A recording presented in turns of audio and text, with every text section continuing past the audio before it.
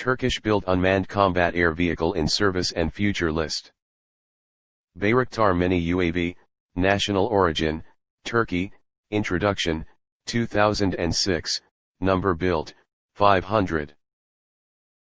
TAI Anka, national origin, Turkey, introduction, 2013, number built, 25 plus. Vestel Karayel, national origin, Turkey, introduction, 2013, number built, 10 plus. Bayraktar TB1, national origin, Turkey, introduction, 2014, number built, 220 plus. Bayraktar TB2, national origin, Turkey, introduction, 2015, number built, 150 plus.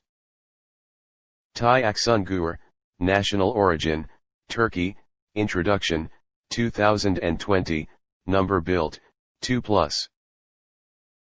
Bayraktar Akıncı, national origin, Turkey, introduction, 2020, status, under development, expected in service, 2022.